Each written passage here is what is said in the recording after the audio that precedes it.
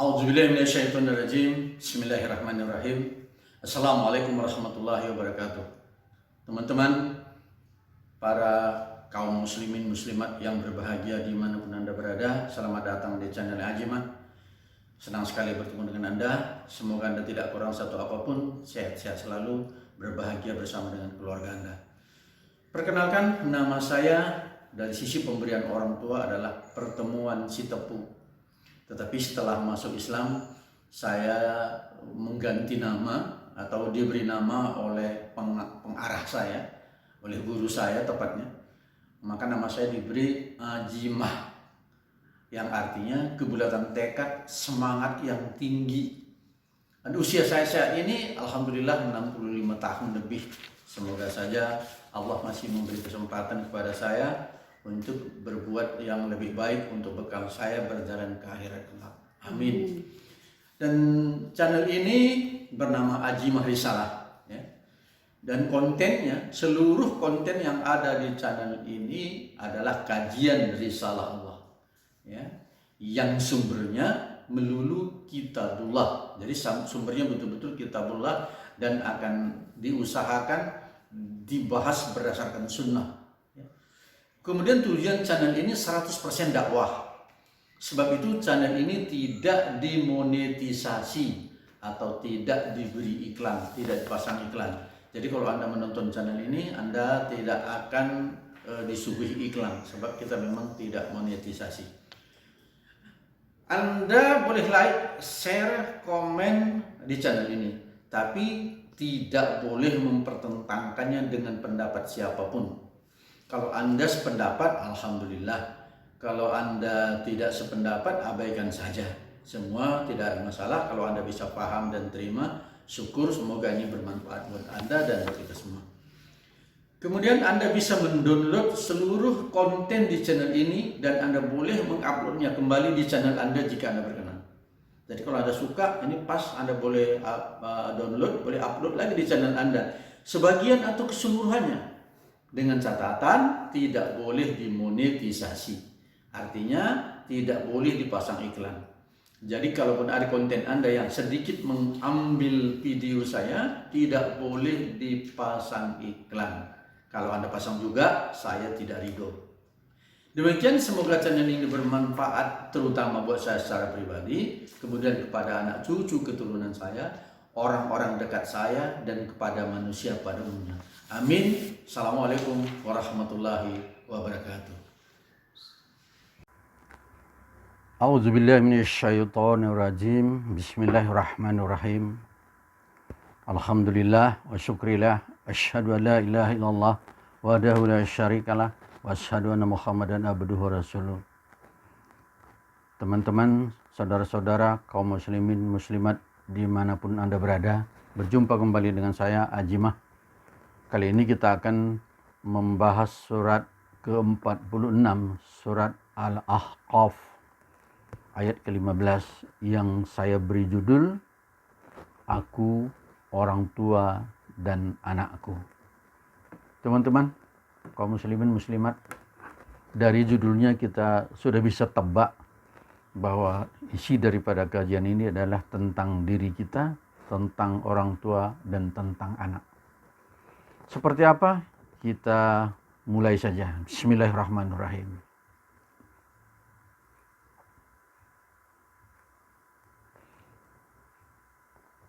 Inilah surat Al-Ahqaf ayat ke-15.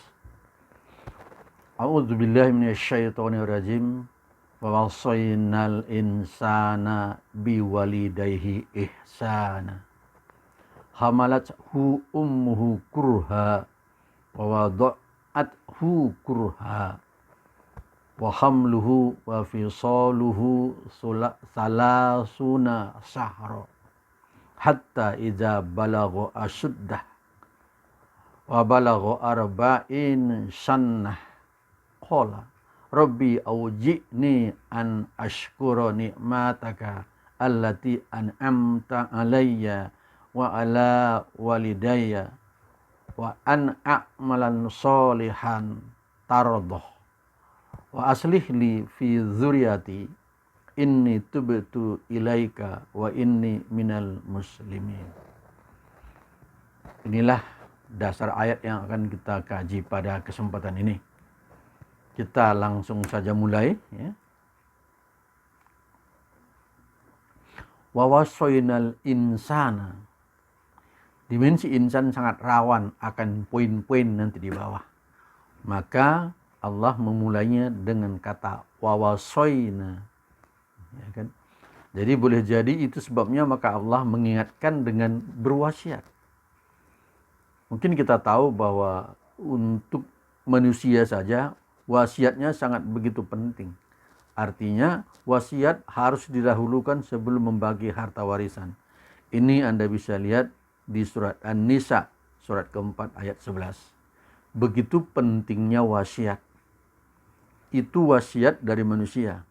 Sementara pada ayat ini adalah wasiat dari Allah, Rob. Rob lah yang berwasiat kepada kita, kepada insan. Karena dimensi insan akan rawan pada poin-poin yang akan kita bahas nanti. Oke. Kita lihat dulu tahapan perkembangan usia manusia sesuai dengan apa tadi yang sudah kita bahas. Biwalidayhi, ya kan? Cerita orang tua ini. Kalau cerita orang tua kita pernah belum ada. Di surat 76 atau surat Al-Insan ayat 1 belum bisa dikomentari. Kalau dalam lafaznya hal ata 'alal insani hinu minad dahri lam yakun syai'am madzkura. Bukankah telah datang satu masa pada insan itu bahwa dia belum bisa disebut satu apapun, belum bisa dizikirkan. Ya kan? Kemudian dilanjut dengan hamalathu ummuhu. Ya kan, sudah hamil ibunya dalam kandungan selama lebih kurang 9 bulan. Ya, inilah peristiwa yang pernah dialami oleh seluruh kita manusia, ya kan, kecuali manusia-manusia pertama, ya kan? Bahwa do'at lahir setelah 9 bulan di dalam kandungan kita lahir. Wa hamluhu wa fisaluhu salasuna sahra. Dia sudah hamil, ya, sambil menyapihnya selama 30 bulan. Jadi kita disapih setelah 30 bulan. Itulah yang pernah kita lalui di dalam kandungan ibu kita sampai kita terlahir di dunia ini. Maka akhirnya balagha asyuddah, sampailah baligh atau kuat atau mandiri, ya, maturity. Baligh pada ayat ini secara umum manusia sudah boleh menikah. Usia berapa itu relatif. Biasanya sejalan dengan perkembangan mentalnya atau psikologinya. Sampai dengan usia ini, peran orang tua sangatlah penting. Betapapun ini semua ternyata rentang usia yang berhasil dikumpulkan dari hasil penelitian adalah 9 sampai 25 tahun. Pertumbuhan fisik maupun psikologi anak sangat dipengaruhi pada proses pertumbuhan hingga usia ini. Kalau kita lihat ciri-ciri fisiknya, kalau laki-laki dia mimpi. Jadi kalau dia mimpi sudah dikatakan baligh secara fisik. Kemudian kalau dia perempuan haid. Kalau dia sudah haid maka sudah dikatakan baligh secara fisik. Ya kan? Nah kemudian wa balagha arba'in sanah. Usia 40 tahun. Ada apa di usia 40 tahun? Ya kan? Menurut penelitian terakhir bahwa otak manusia berkembang hingga manusia berumur 40 tahun. Selanjutnya menurun. Bagian otak yang berkembang itu adalah di bawah ubun-ubun. Itu berdasarkan penelitian ilmiah. Jadi usia 40 memang sebuah usia yang sangat penting. Ya, sangat penting kita pahami dan sangat penting kita teliti dan kita perhatikan. Nah, persona yang dikisahkan pada ayat ini sudah menyadari poin-poin berikut. Artinya persona itu maksudnya orang-orang yang dikisahkan pada ayat ini sudah menyadari poin-poin berikut. Apa poinnya? Wawasainal insan menyadari dan memahami makna-makna dari wawasainal insan. Menyadari dan memahami isi dari wasiat Rob, yaitu biwalidahi ihsanan. Dia paham isi wasiat daripada Robnya. Dia paham bahwa Robnya sudah pernah berwasiat kepadanya, terutama dari sisi dimensi insannya. Lalu menyadari dan memahami isi dari wasiat Rob, yaitu biwalidahi ihsanan. Dia sudah tahu bahwa terhadap kedua orang tuanya dia harus berestetika dan beretika, berbuat baik secara umumnya. Suka merenungi proses penciptaan dirinya, mulai dari kandungan hingga dia sampai balik pada usia 40 tahun.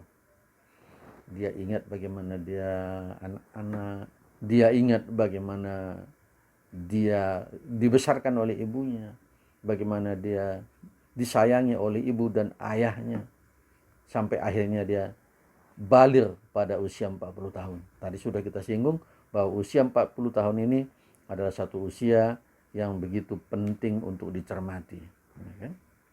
Oke. Nah, sadar minimal merasa belum maksimal dirinya mensyukuri nikmat yang diberikan Allah kepada dirinya secara langsung maupun lewat orang tuanya. Kesadaran ini mendorong dirinya berdoa kepada Rabb. Ini isi doanya. Rabbi auji'ni an ashkura ni'mataka allati an'amta alayya wa ala walidayya wa an a'malan salihan tardahu wa aslih li fi dzurriyyati inni tubtu ilaika wa inni minal muslimin. Nanti kita akan bahas ini. Ya. Jadi sadar, ya. Dia sadar akan nikmat, kenal Robnya. Kenapa dia bisa panggil Rob? Karena dia sudah kenal Robnya. Dia minta ajarkan cara bersyukur, berarti dia sudah paham syukur. Dan jika dia juga minta diajari cara mensyukuri nikmat, berarti dia juga sudah paham nikmat dan juga sudah paham amal soleh dan sebagainya. Mari kita lanjutkan. Umumnya pada usia 40 itu orang sudah menikah. Umumnya orang sudah menikah. Dan menurut penelitian terakhir bahwa otak manusia berkembang hingga manusia berumur 40 tahun dan umumnya orang sudah menikah di situ. Sudah mempunyai istri atau suami sebagai orang yang dia sayangi atau dia urusi selain orang tuanya. Jadi kenapa kalau pada zaman-zaman dulu kalau anak menikah itu orang tuanya suka menangis. Karena dia tahu bahwa dia bukanlah orang pertama lagi yang akan diperhatikan oleh anaknya. Jadi sudah mempunyai istri sebagai orang yang dia sayangi atau dia urusi selain orang tuanya ataupun sudah mempunyai suami. Sudah ada istri sebagai seorang yang mempunyai pengaruh sangat kuat buat dirinya atau sudah ada suami sebagai seseorang yang mempunyai pengaruh sangat kuat buat dirinya. Kenapa di sini saya buat istri? Karena ayat ini lebih mengarah kepada laki-laki, tapi bukan berarti perempuan tidak terlibat di dalamnya. Ya. Jadi sudah mempunyai anak. Biasanya sampai usia 40 itu orang sudah mempunyai anak, sudah mengetahui betapa susahnya hamil, menyusui, melahirkan, merawat dan membesarkannya. Kenapa? Karena ada istrinya yang sudah hamil, dia sudah bisa lihat istrinya seperti apa. Dia sudah tahu bagaimana susahnya istrinya hamil, juga istrinya menyusui, melahirkan, merawat dan membesarkannya. Sampai-sampai kalau kita lihat kadang-kadang seorang ibu mengejar-ngejar anaknya hanya untuk memberi makan saja. Sudah mempunyai anak, sudah mengetahui betapa susahnya hamil, menyusui, melahirkan, merawat dan membesarkannya. Sudah mulai mapan secara ekonomi, yang justru membuatnya menjadi lebih sibuk. Kalau belum mapan, bisa membuatnya lebih sibuk lagi. Itu dia, pada usia 40. Nah, persona yang digambarkan pada ini sudah menyadari dan suka merenungi bahwa dirinya pernah bersemayam di rahim ibunya yang berkonsekuensi pada ibunya yang merasa berat. Dia sadar itu bahwa dia pernah ada di rahim ibunya, yang membuat ibunya merasa berat selama mengandung dirinya. Seharusnya kita seperti itu. Banyak perubahan secara fisik maupun kejiwaan pada saat hamil itu yang membuat ibu menderita. Ini sudah diketahuinya sebab sudah pernah mendampingi istrinya pada kondisi tersebut. Dia sadar bahwa pada proses kelahiran seseorang menimbulkan banyak kekhawatiran di situ. Khawatir keselamatan ibunya, keselamatan anaknya, keberadaan anaknya, biaya yang mungkin terjadi di luar dugaan, di luar perkiraan, dan sebagainya. Belum lagi dada berdebar menanti informasi bidan apakah anaknya cacat atau normal. Persona ini sadar bahwa ini pernah terjadi pada orang tuanya.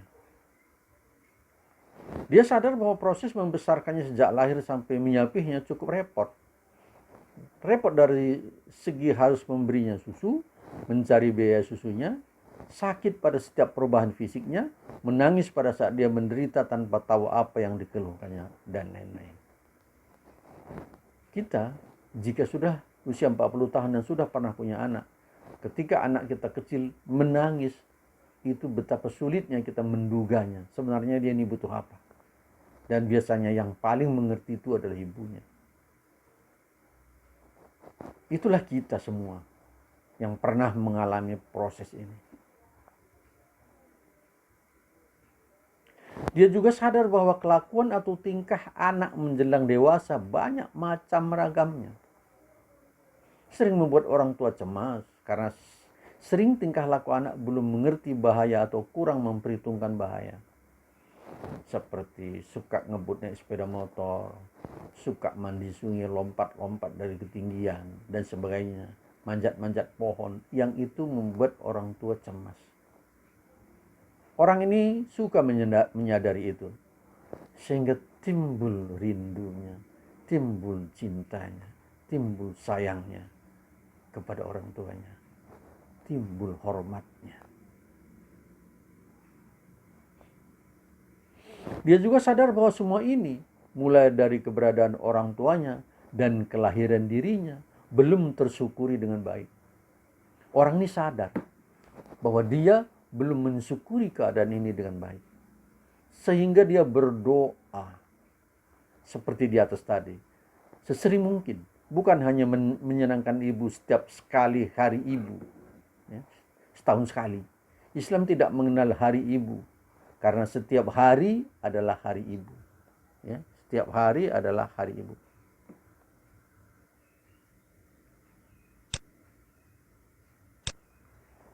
Hari ibu yang diperkenalkan oleh pihak barat itu bungkusnya seperti mengagungkan ibu.